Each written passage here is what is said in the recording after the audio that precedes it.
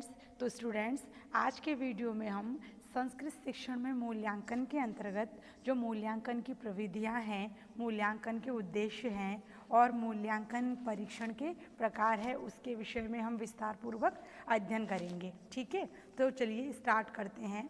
Students, वर्तमान समय में परीक्षा, मापन और मूल्यांकन, इन सभी का हम एक ही अर्थ में प्रयोग करते हैं ना कि परीक्षा, मापन, मूल्यांकन ये सभी समानार्थी शब्द है, लेकिन वास्तव में इसमें कुछ ना कुछ भिन्नता पाई जाती है। कैसे? जो परीक्षा होती है उसका अभिप्राय किसी कक्षा विशेष के समस्त विषयों में अर्जित ज्ञान के अंकों के माध्यम से जांचने की प्रक्रिया है, जो छात्र के ज्ञानात्मक पक्ष का परीक्षण करती है, वही क्या है? परीक्षा कहलाती है।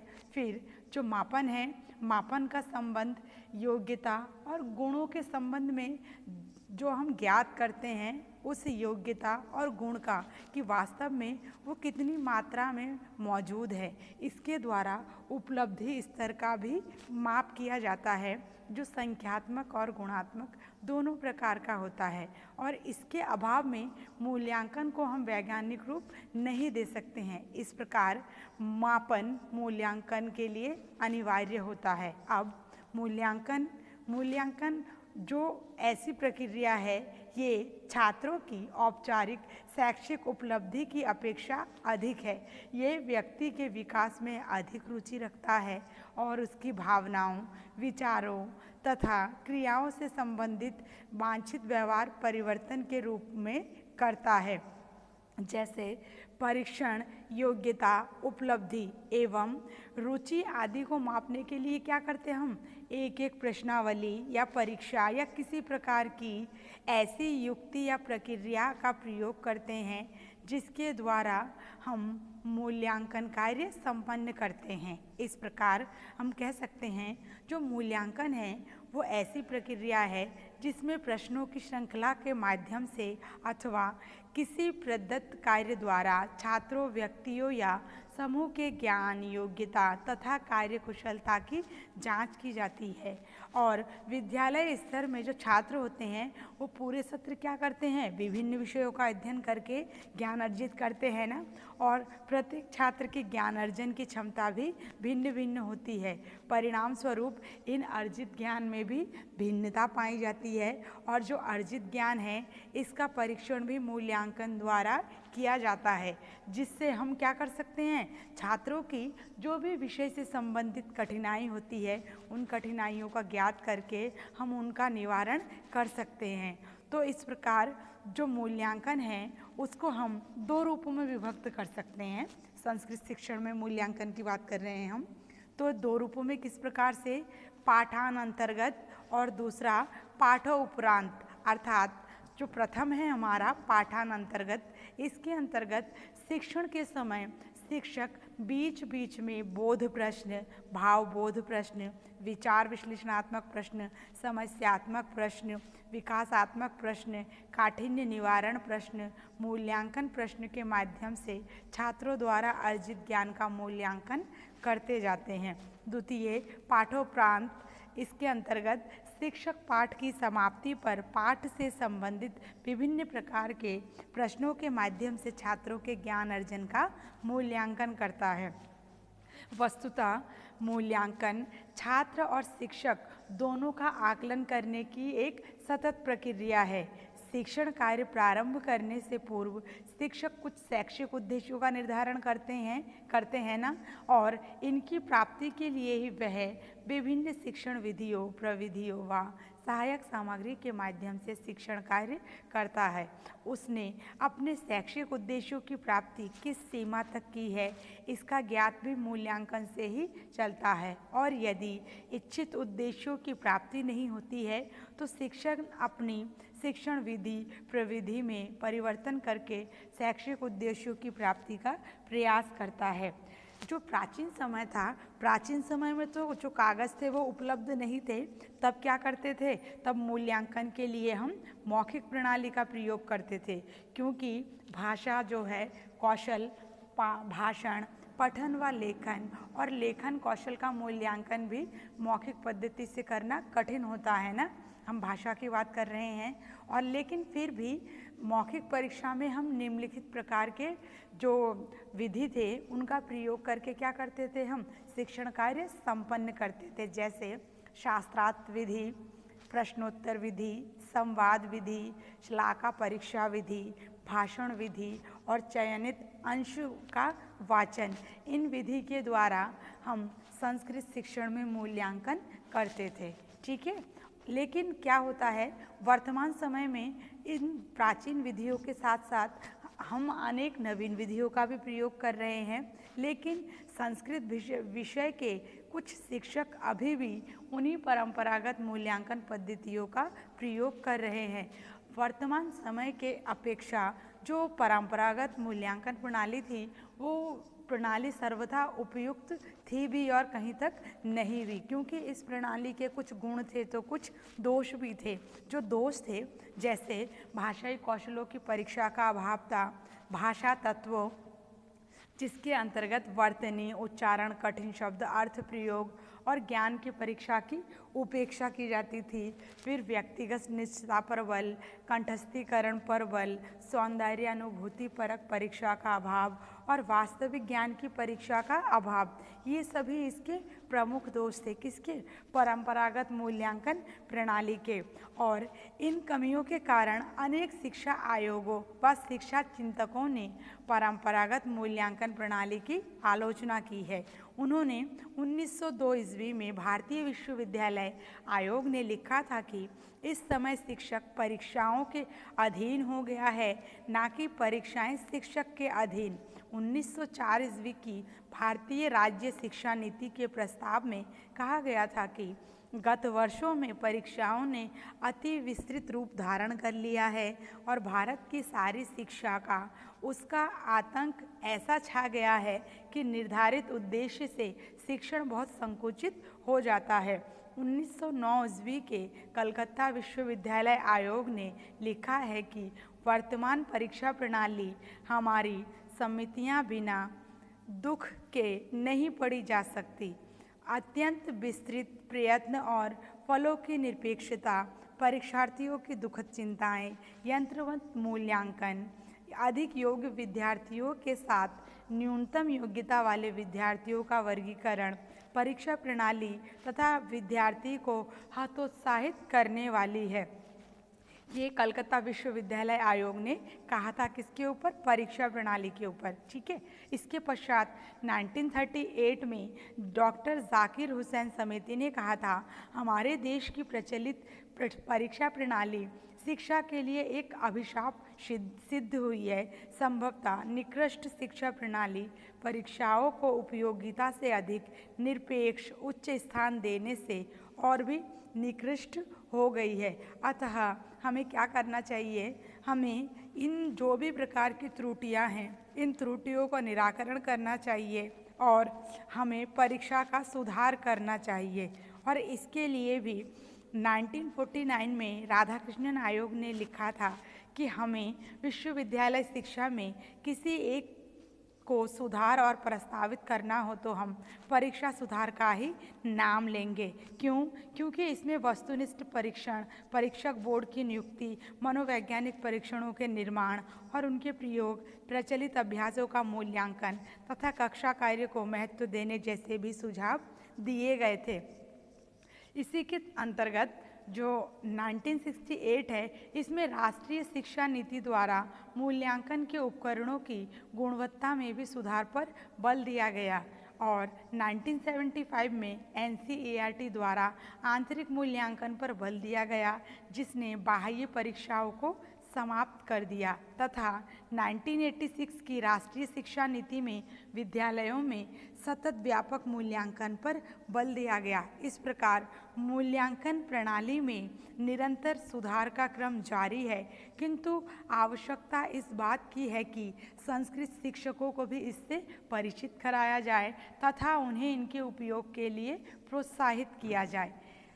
ठीक है, इसके पश्चात जो मूल्यांकन संस्कृत शिक्षण है, इसके लिए कुछ लक्ष्यों को हमें ध्यान में रखना होगा, तभी हम संस्कृत में मूल्यांकन कार्य कर सकते हैं। जैसे विषय ज्ञान को नवीन तथा भिन्न परिस्थितियों में प्रयोग करने की क्षमता। नेक्स्ट, पाठ से संबंधित तथ्यों, नियमों, प्रत्ययों, संकेतों, प्रक्रियाओं की जानकारी।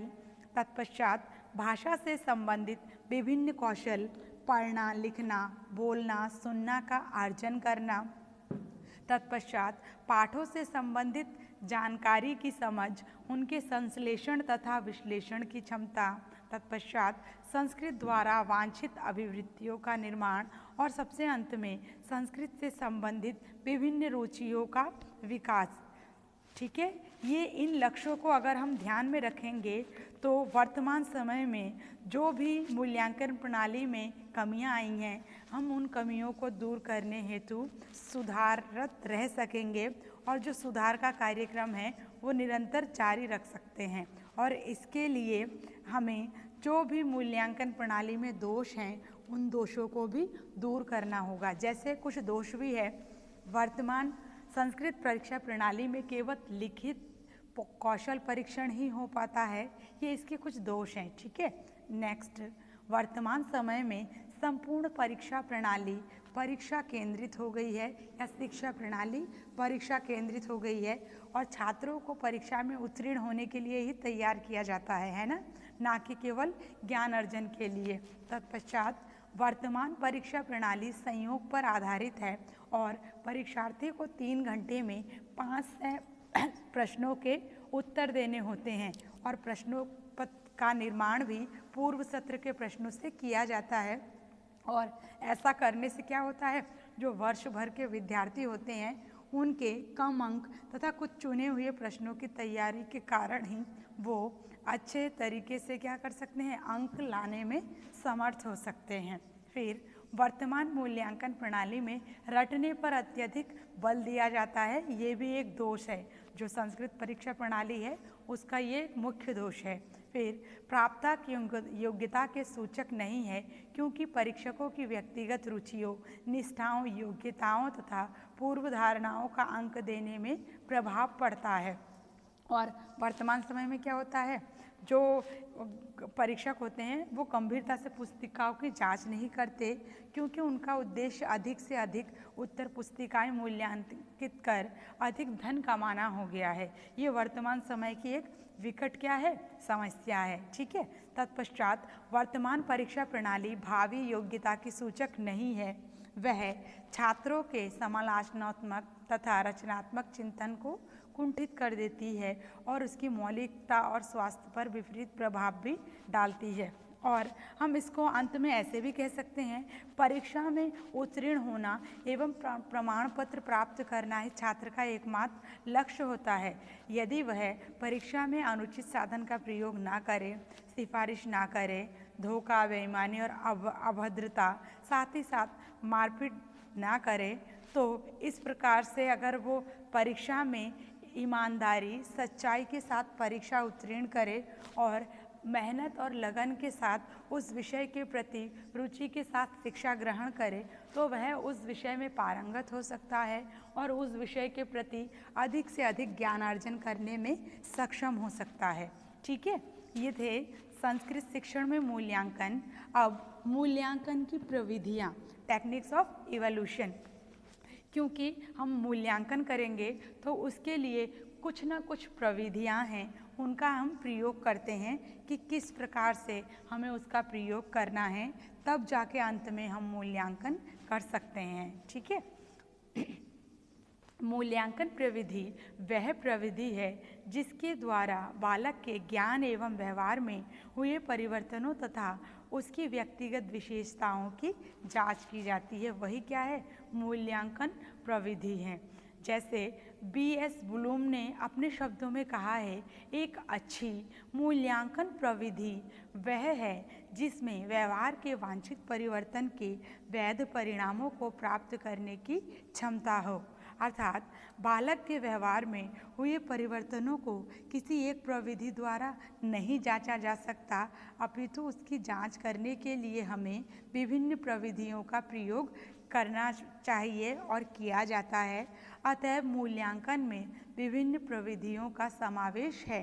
इसी संबंध में रायस्टोन ने लिखा था कि आधुनिक मूल्यांकन में जांच की विधि, रीतियां, उपलब्धि, अभिवृत्ति, व्यक्तित्व, चरित्र संबंधी परीक्षण, क्रम निर्धारण, मान, प्रश्नावली, प्रतिफलों के निर्णय, साक्षात्कार, नियंत्रित परीक्षण रीतियां, समाजमितिक रीतियां तथा घटनावृत्तों का प्रयोग होता है और इसके द्वारा ही हम मूल्यांकन के तहत क्या करते हैं, जांच करते हैं और कि कौन सी विधि का हमें प्रयोग करना है ये भी हम इन्हीं के द्वारा ज्ञात करते हैं। ठीक है, अब कुछ मूल्यांकन की जो मुख्य विधियां हैं जिनका हम प्रयोग करते हैं, सर्वप्रथम है निरीक्षण प्रविधि।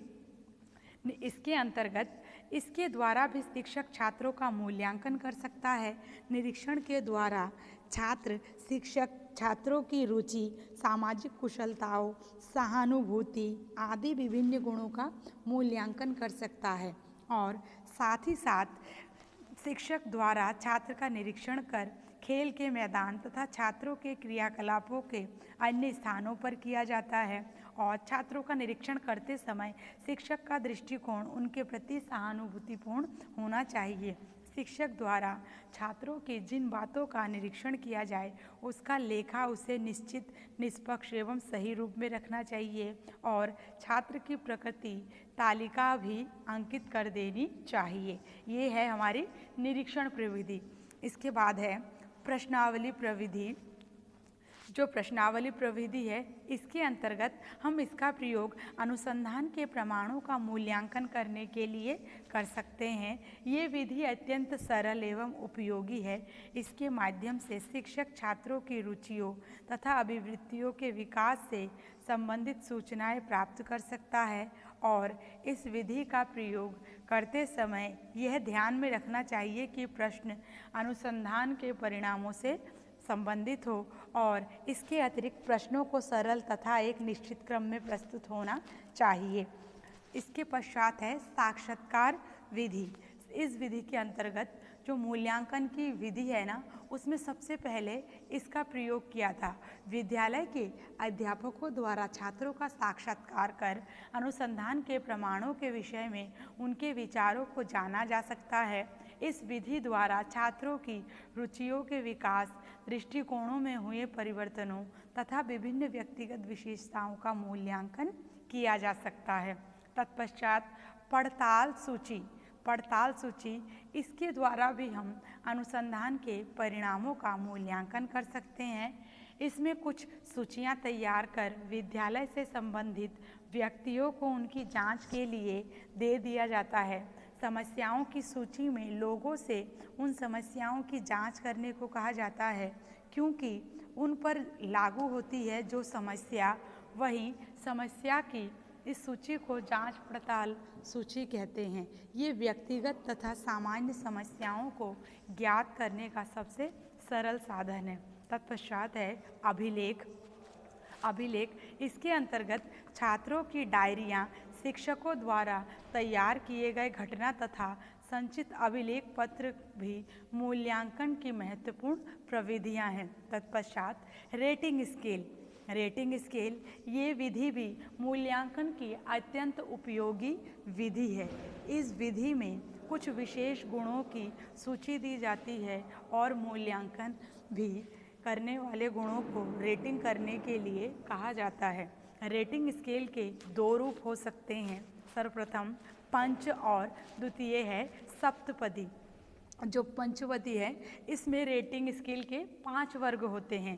जो 5 वर्ग हैं, सर्वप्रथम सर्वोत्तम, द्वितीय उत्कृष्ट, तृतीय औसत, चतुर्थ औसत से कुछ कम और पंचम है हमारा निकृष्ट। इन्हें हम पंचपदी रेटिंग स्केल कहते हैं और इसको हम 5 भागों में विभक्त करते हैं। ठीक है, और इस विधि में जिस व्यक्ति को समस्याओं की सूची दी जाती है उसे उन्हीं पंच वर्गों में से कहीं रेटिंग करनी होती है। वहीं पर सप्तपदी रेटिंग स्केल में रेटिंग के लिए 7 वर्ग होते हैं। ठीक है, सर्वप्रथम सर्वोत्तम, द्वितीय अति उत्तम, तृतीय उत्तम, चतुर्थ सामान्य, पंचम निकृष्ट, षष्ठम निकृष्टतर और जो सप्तम है वो है निकृष्टतम। इन सप्त पदों का भी प्रयोग हम कब करते हैं, जहाँ पर हम इसको 7 वर्गों में विभाजित करते हैं, वहाँ पर सप्तपदी रेटिंग स्केल का प्रयोग करते हैं और इन 7 में से हमें किसी एक का प्रयोग करके क्या करना होता है, मूल्यांकन करना होता है। ठीक है। इसके पश्चात है छात्रों द्वारा निर्मित वस्तु है, कि छात्रों द्वारा निर्मित वस्तु है, इससे हम कैसे मूल्यांकन कर सकते हैं। इससे हम इस प्रकार मूल्यांकन कर सकते हैं, जो छात्र हैं उनके द्वारा निर्मित वस्तुएं भी उनके व्यवहार और रुचि से संबंधित सूचनाएं प्राप्त करने के लिए अत्यंत महत्वपूर्ण साधन मानी जाती है और महत्वपूर्ण साधन प्रदान करती है, और इन्हीं के द्वारा हम क्या कर सकते हैं, मूल्यांकन कर सकते हैं, और ये भी अत्यंत उपयोगी विधि है। ठीक है। और सबसे अंत में परीक्षा प्रविधि। परीक्षा प्रविधि, इस विधि के अंतर्गत मौखिक परीक्षाएं, प्रयोगात्मक परीक्षाएं, निबंधात्मक परीक्षाएं तथा वस्तुनिष्ठ परीक्षाएं सम्मिलित कर सकते हैं, और अध्यापक इन परीक्षाओं का प्रयोग स्वयं कर सकते हैं, और मूल्यांकन की दृष्टि से इनमें वस्तुनिष्ठ परीक्षण सबसे अधिक उपयोगी है। ठीक है। ये मूल्यांकन की प्रविधियां थी। अब इसके पश्चात हम संस्कृत शिक्षण में कुछ महत्वपूर्ण जो परीक्षण हैं उनके बारे में बात करेंगे, कि संस्कृत में हम कौन कौन सी विधि के द्वारा या कौन कौन से परीक्षण के द्वारा हम क्या करते हैं, मूल्यांकन करते हैं। जैसे जो संस्कृत शिक्षण है उनमें उद्देश्यों की प्राप्ति हेतु छात्र और शिक्षक सदैव प्रयासों की जांच करने के लिए किसका प्रयोग करते हैं, परीक्षण और परीक्षा का प्रयोग करते हैं, और वर्तमान समय में प्रयोजन छात्र के व्यक्तित्व के सभी पहलुओं के मापन और लक्षण की दृष्टि से विभिन्न प्रकार के परीक्षण प्रयोग में लाए जाते हैं। शिक्षक छात्र की उपलब्धि का मूल्यांकन निरीक्षण द्वारा ही करते हैं, जिससे कक्षा के भीतर या कक्षा के बाहर बातचीत द्वारा उसके कक्षा कार्य, दैनिक कार्य, व्यवहार या संचय अभिलेख द्वारा कर सकते हैं। वर्तमान समय में निम्नलिखित प्रमुख परीक्षण प्रयोग किए जाते हैं: बुद्धि परीक्षण, व्यक्तित्व परीक्षण, अभिरुचि परीक्षण, निदानात्मक परीक्षण, अभियोग्यात्मक परीक्षण और उपलब्धि परीक्षण। हम संस्कृत में इन्हीं मुख्य परीक्षणों का प्रयोग करके मूल्यांकन प्रक्रिया संपन्न करते हैं। ठीक है। और हम भाषा की बात कर रहे हैं, संस्कृत भाषा शिक्षण की, तो इसके अंतर्गत जो मौखिक परीक्षण है वो किसी भी भाषा की शिक्षा के लिए बहुत आवश्यक है, क्योंकि मौखिक परीक्षण द्वारा ही उच्चारण, शब्दावली, वाचन में कुशलता, सस्वर वाचन, मौखिक अभिव्यक्ति तथा व्याकरण के शब्दों के नए रूप व अनुवाद का मूल्यांकन किया जाता है।